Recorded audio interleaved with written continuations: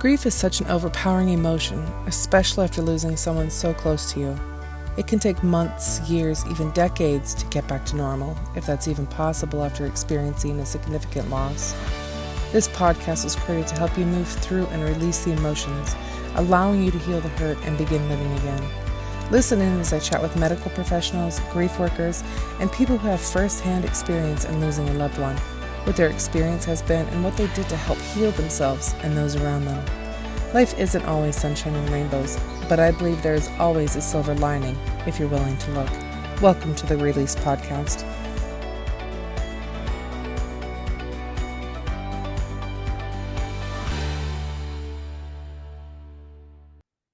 Welcome to another episode of Release Grief Podcast. Today, I'm finally getting to connect with Miss Tanya Manley.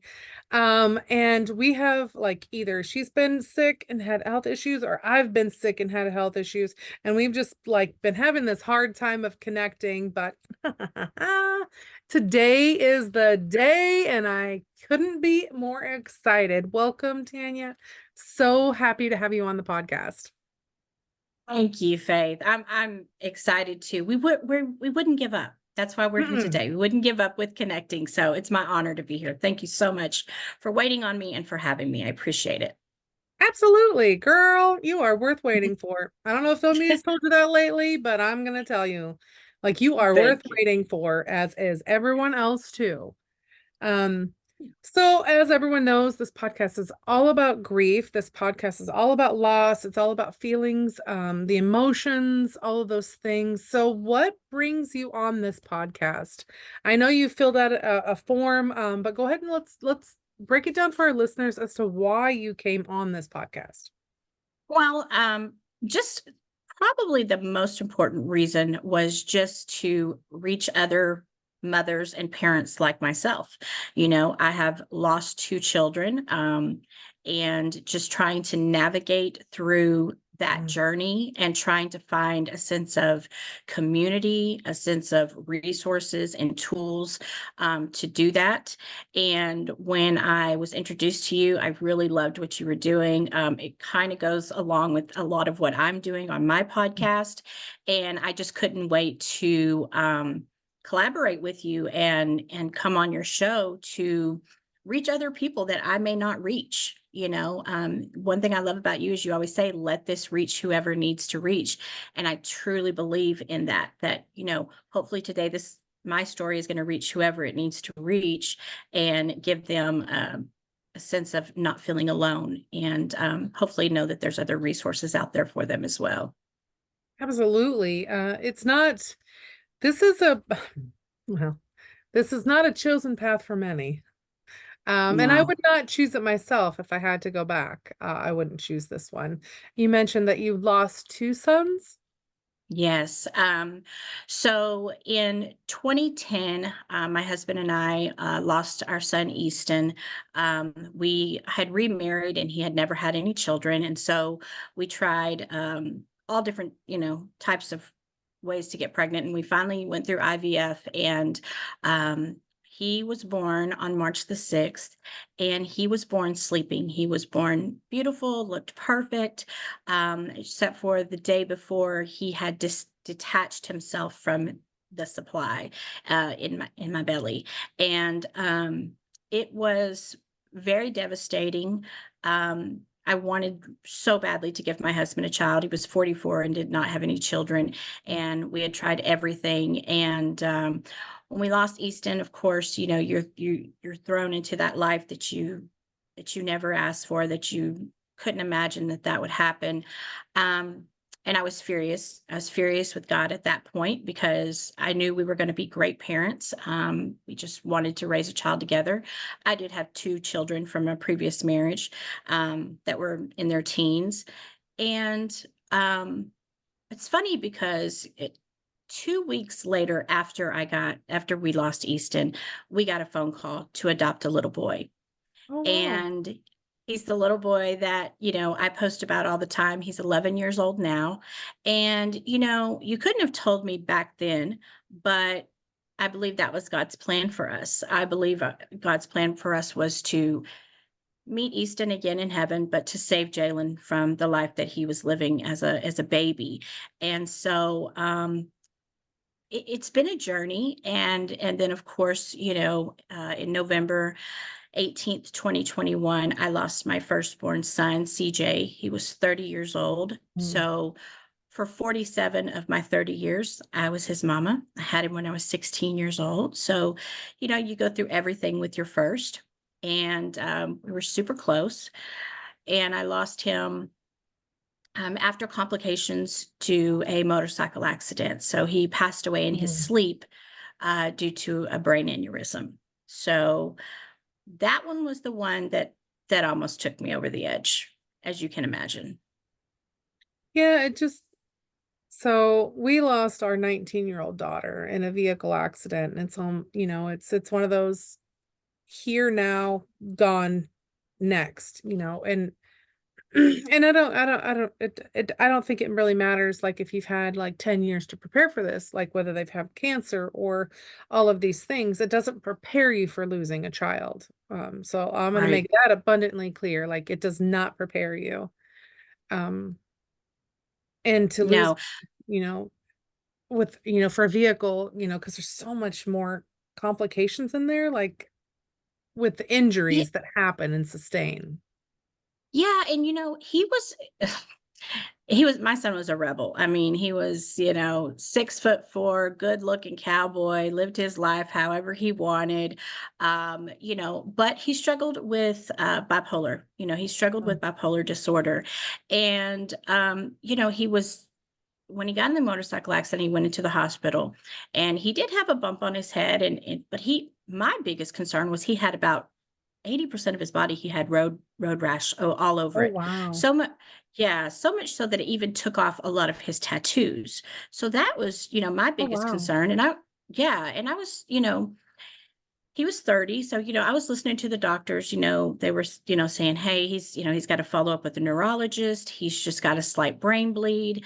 So he went, got out of the hospital, went home, started having seizures, started having Oh, where he really couldn't tell reality. Like he really thought the doctors were monsters, or he was just really struggling, and went back to the hospital, kept him for a few days, and then the night that he was let out, I remember talking to him that night. I was actually in Dallas for a funeral for a family member. And he said, Mom, I just don't feel well. He said, my head's hurting. I don't think they're listening to me. He said, I just don't feel well. And I said, well, when I come back through, he lived in College Station in Texas. I said, I'll come back and I'll get you, and you can come to my house for the weekend and let Mom just, kind of take care of you. Okay, Mom, that sounds good. I love you. I love you. Um, and then the next morning, I get a phone call at 6 o'clock in the morning that his roommate found him, and he had passed away in his sleep oh, sometime wow. between, yeah. And my, as when you first hear something like that, your brain just goes into Automatic just, denial. You're lying. That was my first response. You're lying. Why are you playing this damn trick on me? Why are you telling me these things that you know are going to upset me?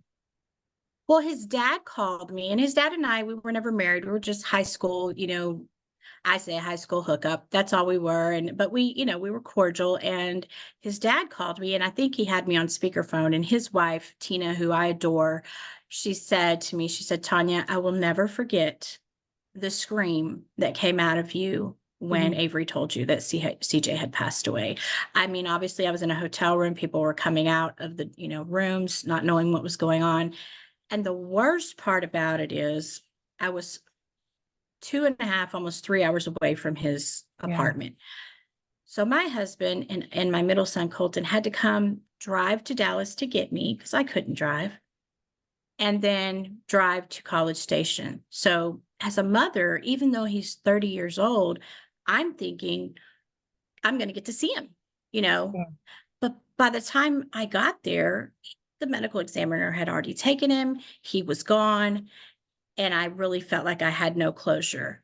And that was And then I had to wait 7 months for his autopsy to find out what really happened to him. So that was pure torture. pure torture, waiting, not really knowing. And then, like you said, talking to him at 8:30 at night, 6 o'clock in the morning, he's gone. Um, yeah, it almost took me out, as you can imagine. Oh, I bet. Yeah, I had a son early. I just turned 17 when I had him. I wasn't even a month into my 17th birthday when I had him. And he turned 30 this year. So Yeah, yeah, like he's the one that, made me a mom.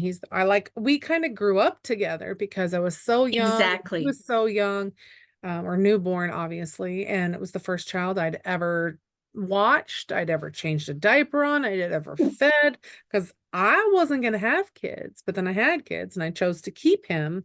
And Yeah, so I'm, on this lifelong journey of, okay, well, how the hell do I become a mother, like all these yeah. things. And so like you bond with that child.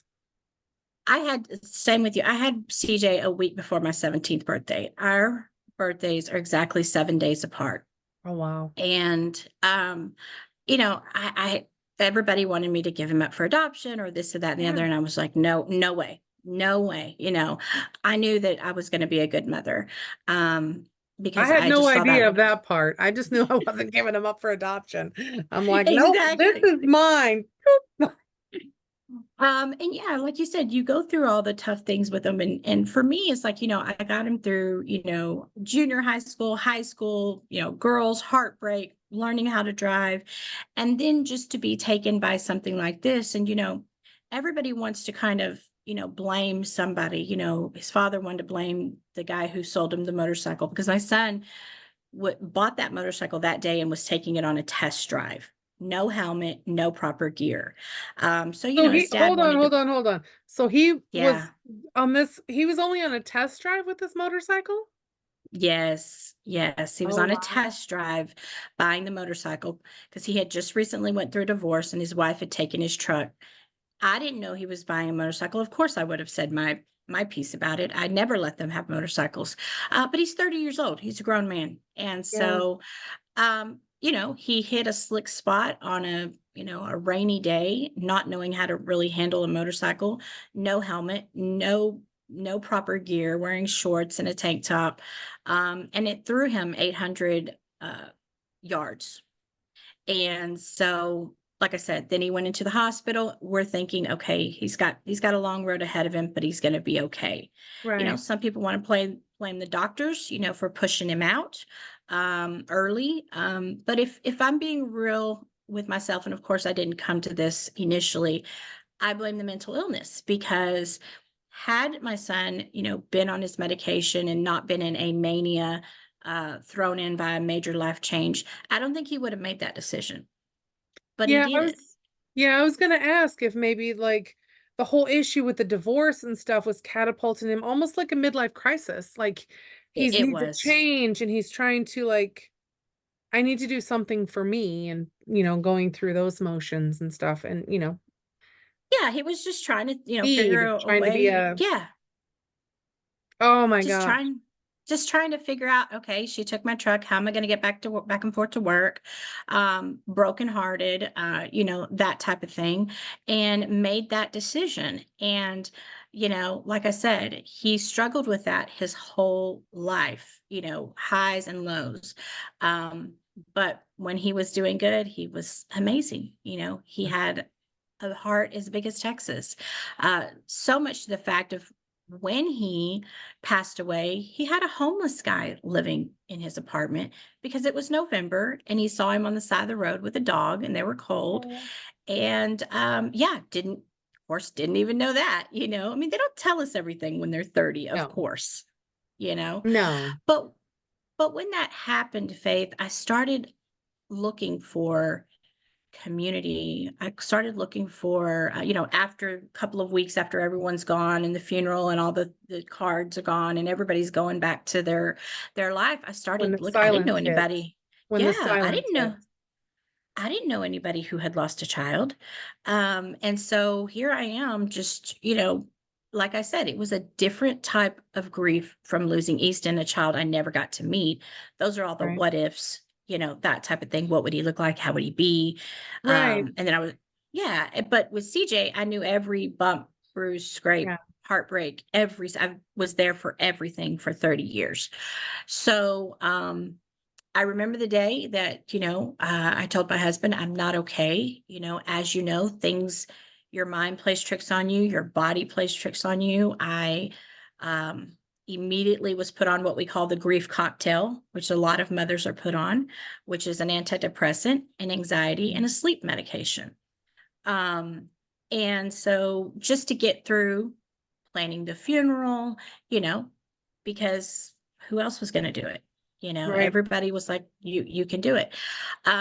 But what I went through mentally and physically, and I know you understand as a bereaved mother as well, I didn't want anybody ever to go through that again and feel alone, that they didn't have anybody to talk to. So my son was deep. He's a deep person like me, and he wrote this post in 2016. And I think maybe he knew that he might not live to be, very old from the decisions and the rebel that he was. But he wrote a post on Facebook in 2016, and it said something to the fact of that he watched a sunset this morning and that realized that most of the beautiful things in life are here and then they're gone. And he basically said, if I'm here one day and you wonder if I loved you, please know that I always love you. I'll always be with you. And if you ever need me, look to me in the sunset. And excuse me, I need a moment. Yeah. When I when when your child passes away and they're an adult, I don't know, most people go through all their social media and all the messages, and you just go through all of that and you go down that rabbit hole. And when he posted that in 2016, I probably looked at it and thought, oh, that's so sweet, that's cool. But when he passed away, I read Took on a that different over meaning. and over. Exactly.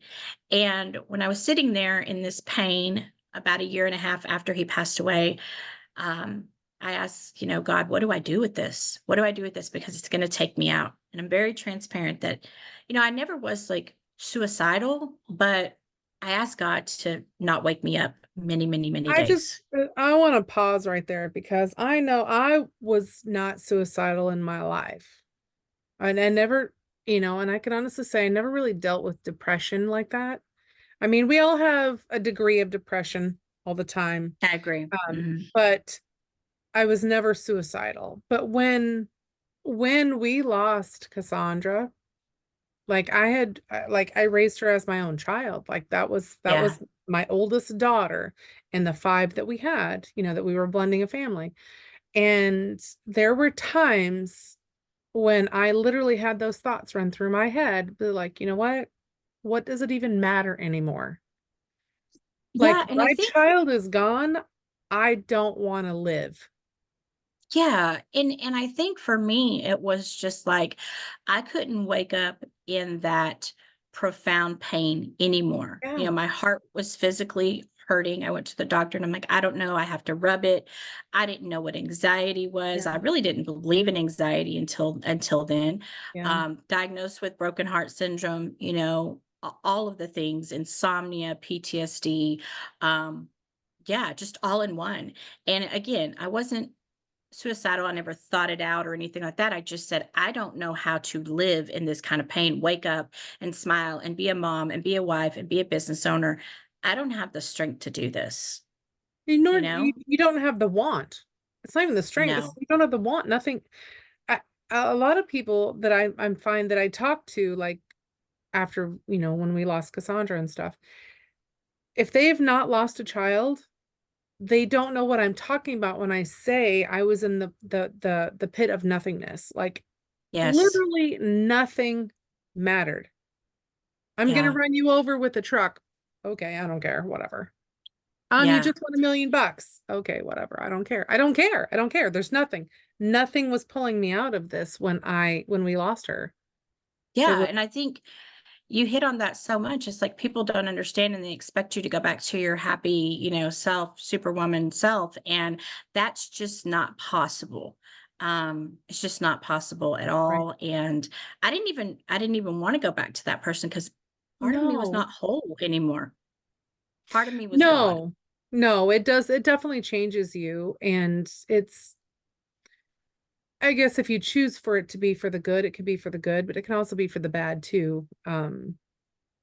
But Yeah, but nobody really tells you that in the beginning, do no. they? That, hey, it's not always, you're not always going to feel like this stabbing knife in your stomach. You're not, Right. you are going to be able to smile and have joy and sleep again and, remember them and not be in a puddle on the floor.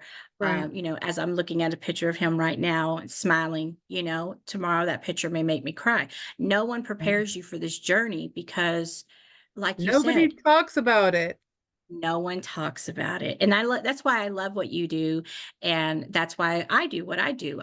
That's Yeah. why I started Sunset Stories podcast because I wanted to help others tell their story. Well, it was really twofold. I wanted to help others tell their children's story or their loved ones because I believe that it needs to be told in our narrative, Yes. right? The way we remember it for our children and our children's children's children to know the story of the ones that we lost.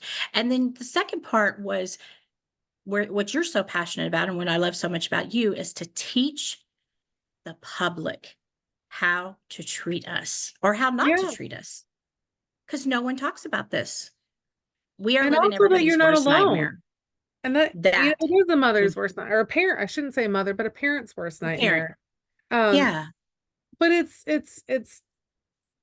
we're so conditioned with today's society that grief is a dysfunction, that grief is some sort of, I don't know, pariah Something that we can snap can't out of.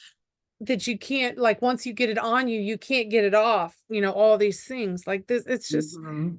these weird expectations are placed on a person that has grief, like, oh my God, they're either depressed, they're suicidal, they can't function, they can't do these things. They Or on can't the let other go. side, yeah, or on the other side, like, get over it, get back to work, life is still happening, you have other children, like, Mhm.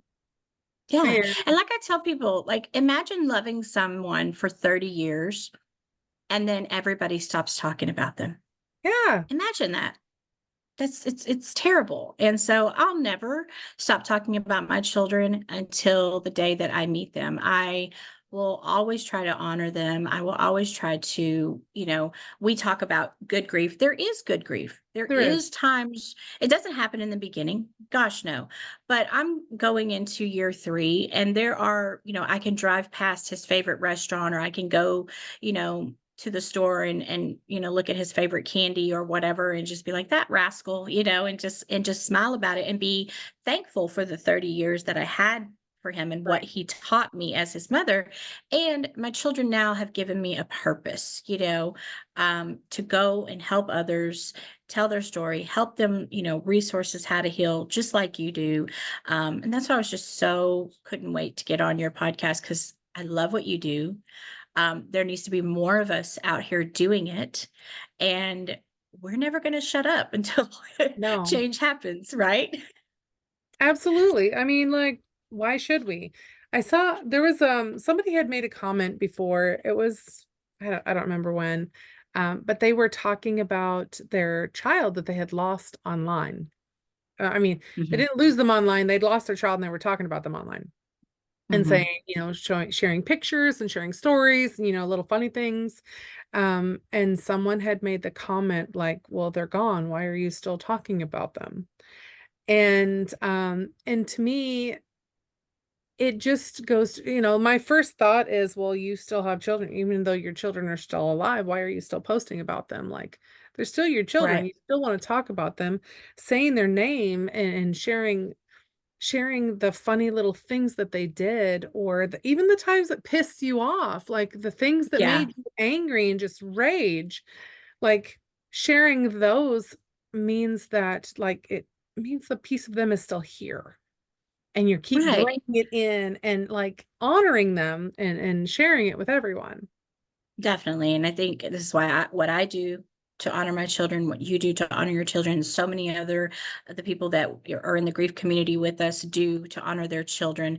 I have partnered with a young lady, and I believe she's been on your podcast, Paula Bloom. She Yes, lost her son in a ma'am. yeah, she's lost her son in a motorcycle accident, and she started a foundation. And so, like you, I just try to align myself with others, whether it's a grief coach, an author, somebody like you that does a podcast that's similar to mine, how many ever resources that we can get, because Faith, unfortunately, we know that there are going to be so many parents that come after us that are going to lose children. And if we can't be there for them, we know society's only going to be there for a short time. So Right. it's really our not our responsibility, but like our calling, I guess, is to share what we've gone through, you know? I agree. I agree. To me, I think the biggest thing for me is I'm a problem solver by nature. I Yeah. like to solve problems. And the reason that her death, Cassandra's death, was so hard for me was because it was a problem I couldn't solve. And Ah, yes. therefore, I was taken out at that moment until my mind could figure out how to live with this idea that there was a problem I couldn't solve. Because my whole life I told myself I can do anything I set my mind to. The one thing I can't do is bring people back from the dead. That's the one thing Right. I can't do. Um, Right. but being a problem solver and moving forward to help others is I know that there's other problem solvers out there that, lose children, like just like Right. me, and I don't want to lose them in the process of it, you know. And so I Oh, want to be yeah. that ray of hope, that ray of sunshine, that voice that maybe cuts through the darkness to for them to be able to find their way back. Yeah, and you definitely are. And I think that there's so many out there like me that was, scrolling that day on TikTok and found the huge grief community, Mhm. and then just started building my own grief community. Yeah. And I'll tell you, I don't, people think we sit with grief all day, every day, and it's just sad. Right. And no, I mean, before we started recording, we were laughing and we were, talking, and just two mamas, just trying to make a difference in the world. And I think that we need to give them, the ones that are going to come after us, hope that, Yeah. hey, Absolutely. I know you're feeling like this right now, because we were there. We were in the same place that you were. And there is a community out there that will hear you, see you, love on you, provide you with resources, so that you can get through. Yeah.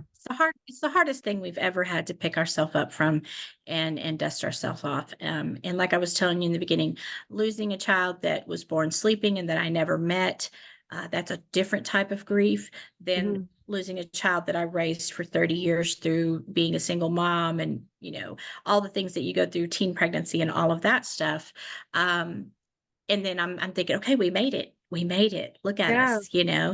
And your children make choices. My son made a choice to get on that motorcycle that day, and it cost him his life. And the only thing I can do is keep living and helping people, Yeah. in his honor. Yeah. That is so true. They make choices every day.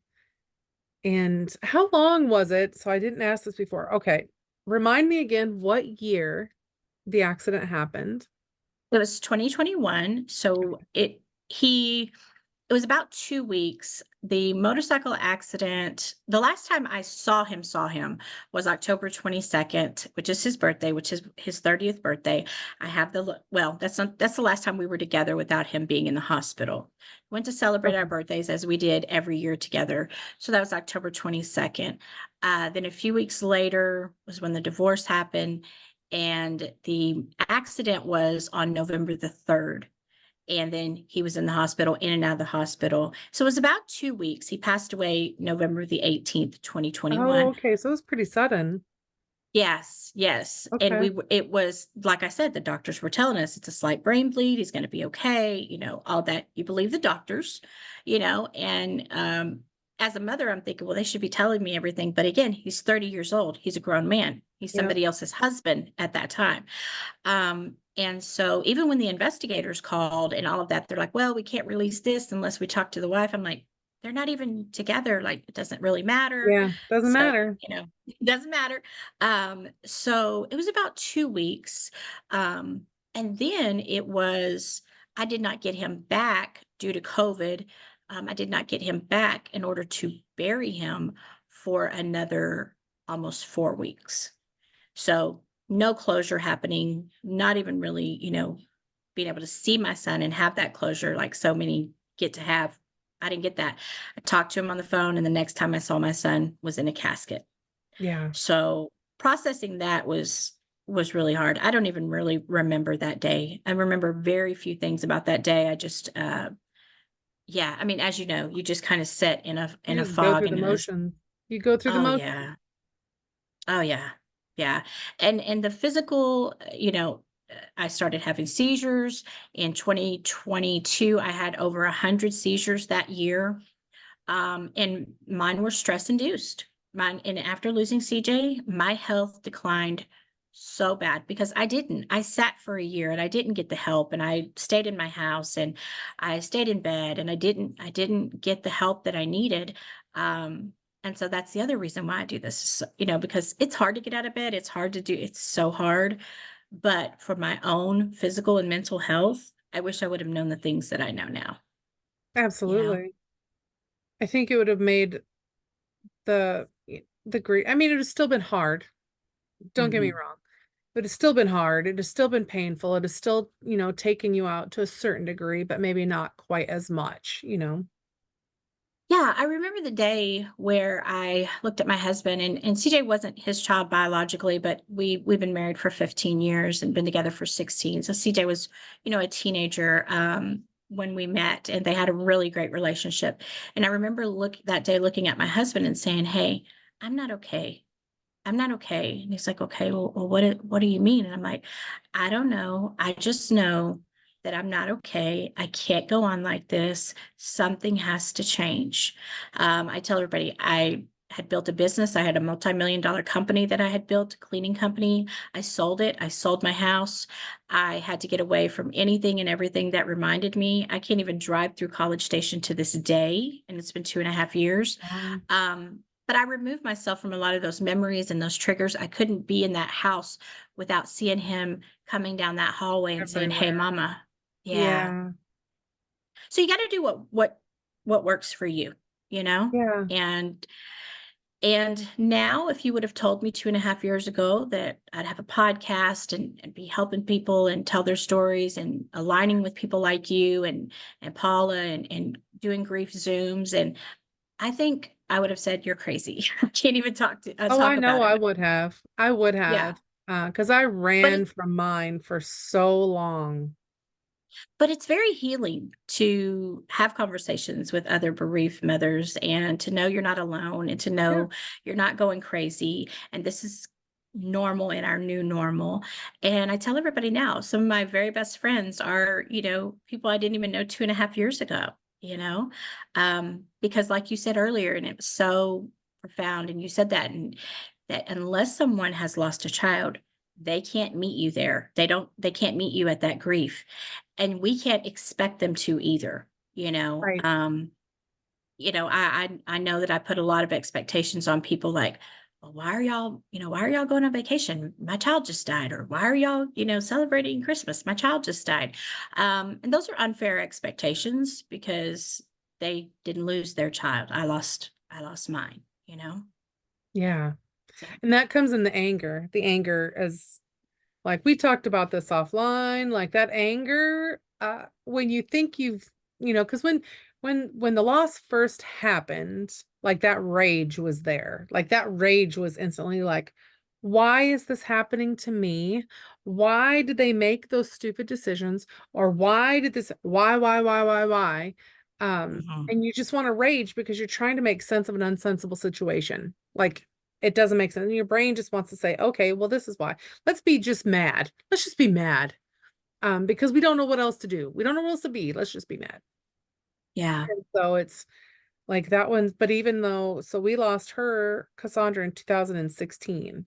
And so it's been a few years, but still, I get yeah, so angry at the injustice of it all because even though I say I'm a problem solver, like, and I can't solve this problem of how yeah. to bring her back, I also operate under the realm of children should not pass before their parents.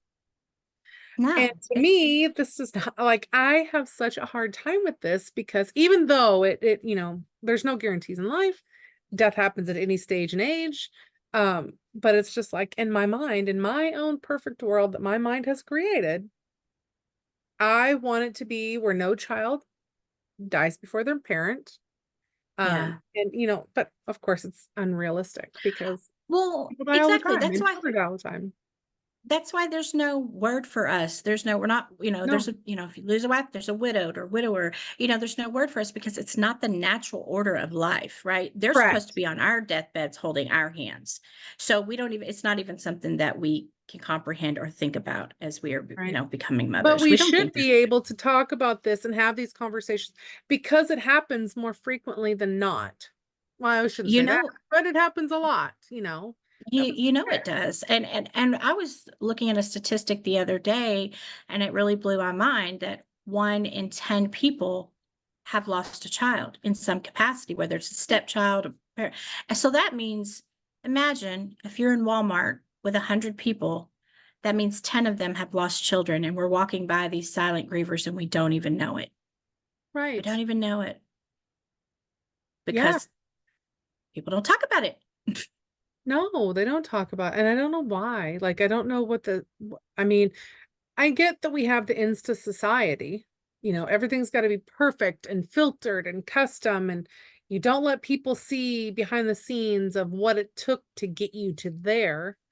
Yeah. But I think that that's the stuff we need to be talking about. The stuff that's It, propping us up to do these shows or to do these podcasts or to make it through, put one foot in front of the other. The hard shit that, got us to here. that's why I do it. That's why I do it, because if not me, who else? If not you, who else? I've never been afraid to say what's on my mind. That's I'm a Southern girl with a big mouth and know how to use it. And I've never been afraid to talk about the hard things. I think there's a multitude of reasons why people don't talk about it. I think everybody is afraid Yeah. of death, but what we really need to understand and realize is that it's going to happen to all of us. Hmm. People are gonna lose us as well. And so if we can talk about those things and know that, whatever you believe, I believe that I will see my son again, and I believe he's in heaven, and all of that. That does give me a little sense of peace, that he's free from, the mental illness and free from whatever plagued him. Um, I I believe that we are slightly tilting the conversation, you know, by doing these types of things, and you can never convince me that there's anything stronger than a bereaved mother, right? There's nothing Right. stronger than us.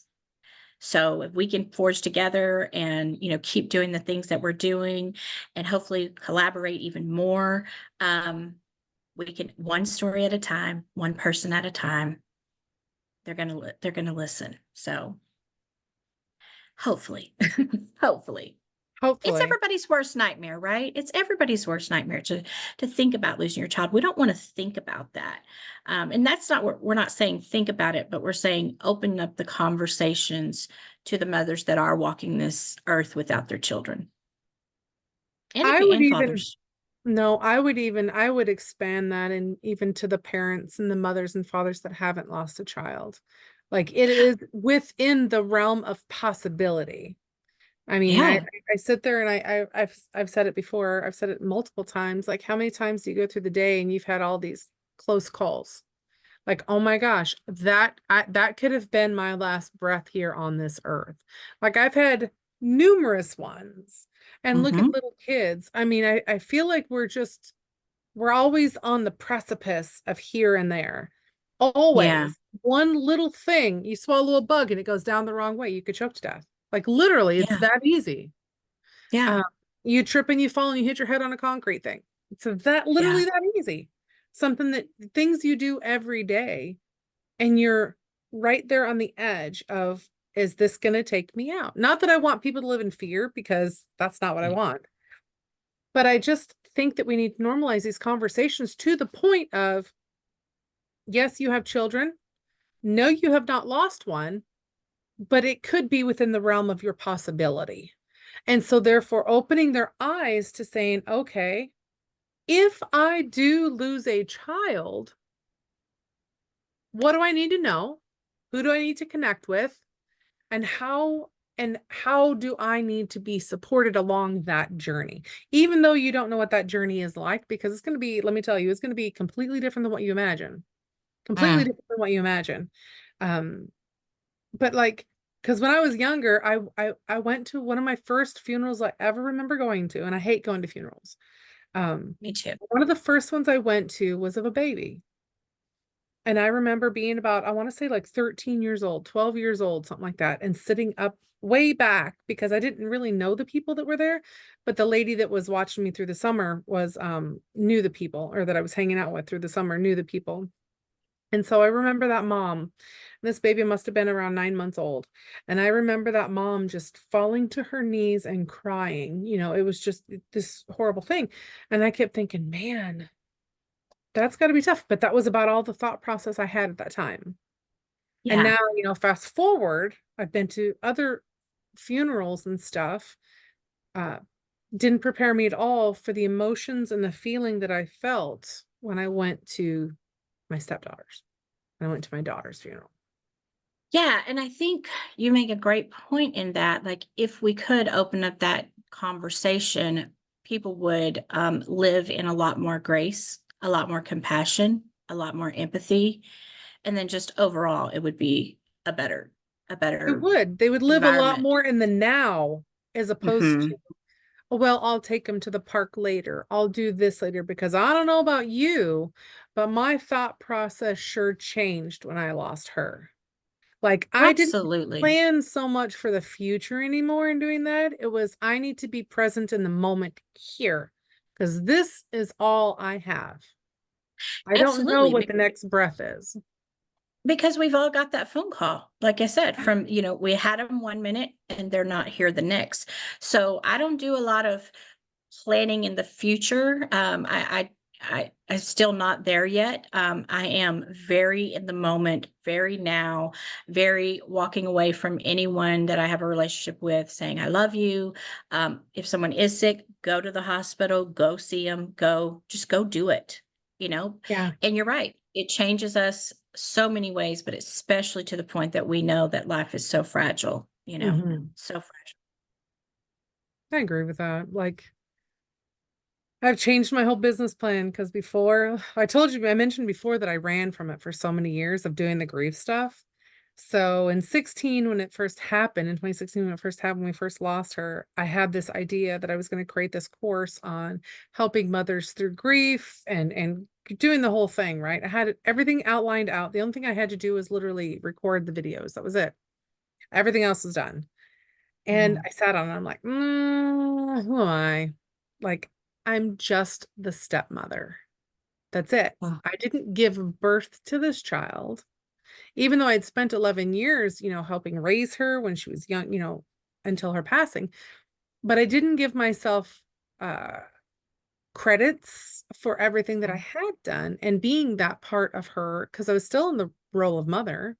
We were mhm. still blending a family and there was other children involved and I was still, her mother.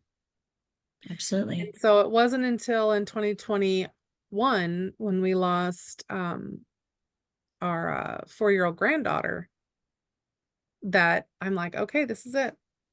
It was like overnight. I'm like, okay, I'm switching everything. I'm no longer in the marketing space. I'm no longer building sales funnels. I'm no longer doing the techie stuff. I am now in the grief space. And so that's when I wrote my book in January of 22. I wrote my book and it's been going full blast ever since. Started the podcast last year. And it's just been a whirlwind because I realized when we lost my granddaughter or our granddaughter, I shouldn't say mine, Right. possessed, We say possession is that. like, oh man, our granddaughter that I always said the hardest thing was losing a child. The second hardest thing is watching your child plan their child's funeral. That was my second hardest moment. And I just remember sitting in a stage of shock, sitting there looking at them across the table, him and his wife at the time, planning this funeral for their child, my granddaughter, and thinking, we were there once. I know those Mhm. feelings. Mhm. And I don't know how I had compartmentalized, but I didn't shed any tears during that day when we were planning the funeral.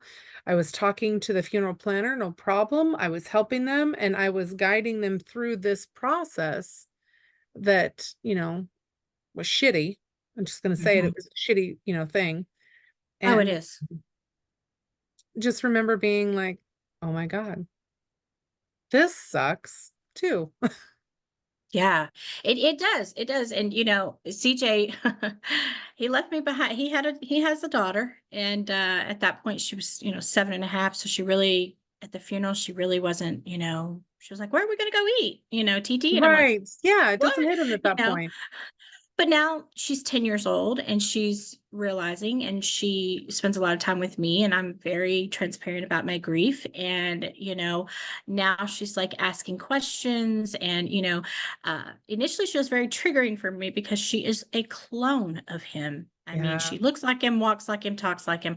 But I'm so thankful that I have a piece of him here.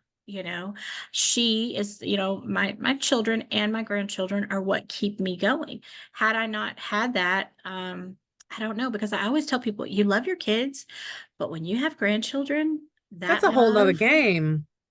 hey, there's not a word to describe it. There's nothing like the love of your baby's baby. Um, Mhm. and like you said, I couldn't imagine losing her. I can't imagine how hard that was for you. I haven't lost a grandchild. I pray I never go through that, but Pray you I never go did. through that either. Yeah, just giving you grace and empathy, and knowing how hard that must have been for you from one woman to another. That's what we're trying to get out there. That even if you, like you said, even if you haven't, operate in a space of love and compassion and empathy, because you just never know. I never thought I'd be a mother that had buried two children. You never thought you would bury your daughter or your grandchild, but it happened, Here we are. right? Here we are. Oh my gosh. Thank you so much for being on here. Like this has been an amazing chat. One, because while we are talking about your son, but we're also talking about the ways to the real emotions, the real feelings, the real like life beyond it. Right. Grief isn't wrapped up in a pretty little bow. It's messy. It's a it's a A it, bitch. ah to it the highest degree. It Yes. is to the highest degree. And I think you and I share a lot in common. We just don't want another person to feel that way without having resources Yes. or people to reach out to, and know that they're not alone. So it's been my honor to sit with you today. I've learned a lot from you. I love to surround myself with women that I can absorb their greatness, and so it's really been my honor, Faith, for sure. Oh, thank you so much for being on here. And remind me again, so you said you started a nonprofit. Yes. So I have a nonprofit. It's called Sunset Cowboy, because my son was a cowboy. And so what we do with the nonprofit is, so people can, and you can go to www.sunsetcowboy.org, and say that you don't have insurance, because my son was about 12 days from having insurance for his job. And so I believe Mm. that they, kept maybe pushing him out maybe a little too soon. So you can apply for, an MRI if there needs to be an MRI that you can't afford, or an extra day stay at the hospital. We have partnered with, maybe if you need counseling or grief counseling or coaching, or that type of thing. Maybe if you need a meal, whatever you need at that time, either prior to them passing, being in the hospital, or after, you can apply. We have funds set aside for that with our sponsors. So we have that nonprofit, and then we also have counselors that we've partnered with for mental health resources. So we know that it's really hard to find mental health resources here, especially without insurance. I had great insurance, and when I went to try to find a counselor, when CJ passed away, there was like a 4-month waiting list. I'm like, what the hell am I Mm. supposed to do for 4 months before I can find a counselor? So the supply and demand is not matching, right? Right. So we've partnered with some coaches and some counselors. The other thing, of course, we do the podcast, which is Sunset Stories podcast, and then we've also, like I said, I've partnered with Paula, and we do a 6-week Zoom. And it's called The Price of Love. We're on a 2-week break, and then we'll go on it for another 6 weeks, where we have topics. We have guest speakers come on, whether they're authors or, but it is in the bereavement of a child Yeah. niche. Okay. And so we have, all parents from all walks of life, coming and sharing their journey. And they could be 2 months into the journey or 25 years into the journey. And we just have topics,